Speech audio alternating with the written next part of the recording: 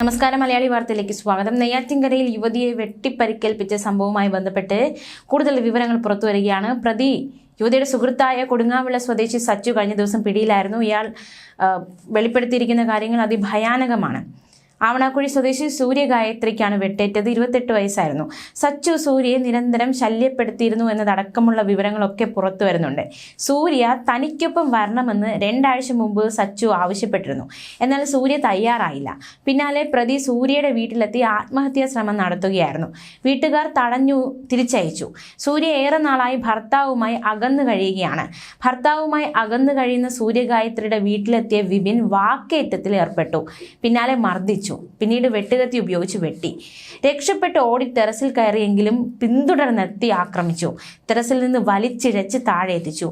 യുവതിയുടെ കാലിലും കൈയിലും ഉൾപ്പെടെ ഒട്ടേറെ മുറിവുകളാണ് ഉള്ളത്.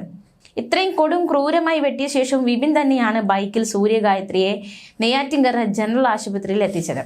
ആശുപത്രിയുടെ മുന്നിലെ റോഡിൽ എത്തിയപ്പോഴേക്കും യുവതിയുടെ ബോധം നഷ്ടപ്പെട്ട് ബൈക്കിൽ നിന്ന് വീണു. പരിഭ്രമത്തിലായ വിപിൻ അവിടെ നിന്ന് കടന്നു കളഞ്ഞു. ആംബുലൻസ് ഡ്രൈവറും അവിടെ ഉണ്ടായിരുന്ന ഇതര സംസ്ഥാന തൊഴിലാളികളും ചേർന്നായിരുന്നു അവരെ ജനറൽ ആശുപത്രി അത്യാഹിത വിഭാഗത്തിൽ എത്തിച്ചത്. പ്രഥമ ശുശ്രൂഷ നൽകിയ ശേഷം മെഡിക്കൽ കോളേജ് ആശുപത്രിയിലേക്ക് ഇവരെ മാറ്റിയിരുന്നു. ഇവർ നിരീക്ഷണത്തിലാണെന്ന് മെഡിക്കൽ കോളേജ് ആശുപത്രി അധികൃതർ പറഞ്ഞു. അമ്മയോടൊപ്പമാണ് സൂര്യ ഗായത്രി താമസിക്കുന്നത്. മറ്റൊരാളുമായി സൗഹൃദമുണ്ടെന്ന പേരിലാണ് തർക്കമുണ്ടായത് എന്നാണ് പോലീസിൽ നിന്ന് കിട്ടുന്ന വിവരം. എന്തായാലും അതിഭയാനകമായ ഒരു ക്രൂര സംഭവമാണ് നെയ്യാറ്റിൻകരയിൽ ഉണ്ടായിരിക്കുന്നത്. എന്തായാലും യുവതിയുടെ മുൻ സുഹൃത്താണ് അറസ്റ്റിലായ പ്രതി. സച്ചു എന്ന് വിളിക്കുന്ന വിപിനാണ് പിടിയിലായത്. ഇയാൾ ഈ സൂര്യ ആശുപത്രിയിലേക്ക് കൊണ്ടുപോയത് തോർത്തുകൊണ്ട് ശരീരത്തോട് ചേർത്ത് കെട്ടി ആണ് ഈ ഒരു ആശുപത്രിയിലേക്ക് കൊണ്ടുപോയത്. ആശുപത്രിയിൽ എത്തിച്ച ശേഷം ഉപേക്ഷിച്ച ശേഷം ഇയാൾ കടന്നു കളയുകയായിരുന്നുവെന്ന് പോലീസ് അറിയിച്ചു. വൈകിട്ടോടെയാണ് പ്രതിയെ പോലീസ് പിടികൂടിയത്. ഗുരുതരമായി പരിക്കേറ്റ സൂര്യയെ തിരുവനന്തപുരം മെഡിക്കൽ കോളേജ് ആശുപത്രിയിലേക്ക് മാറ്റി.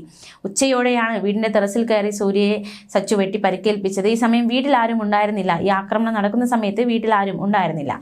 കൈക്കും കാലിനും കഴുത്തിനും വെട്ടേറ്റ് രക്തം വാർന്നൊലിച്ച സൂര്യയുമായി പ്രതി ബൈക്കിൽ നെയ്യാറ്റിൻകര ജനറൽ ആശുപത്രിയിലേക്ക് പോവുകയായിരുന്നു. ആശുപത്രി കവാടത്തിന് മുന്നിൽ ബൈക്ക് മറിഞ്ഞതിനെ തുടർന്ന് സൂര്യ എടുത്തുകൊണ്ടുപോയി ആശുപത്രിയിൽ ഉപേക്ഷിച്ച ശേഷം സച്ചു കടന്നു കളഞ്ഞു. സൂര്യയെ പോലീസും ആശുപത്രി അധികൃതരും ചേർന്നാണ് തിരുവനന്തപുരം മെഡിക്കൽ കോളേജ് ആശുപത്രിയിൽ എത്തിച്ചത്.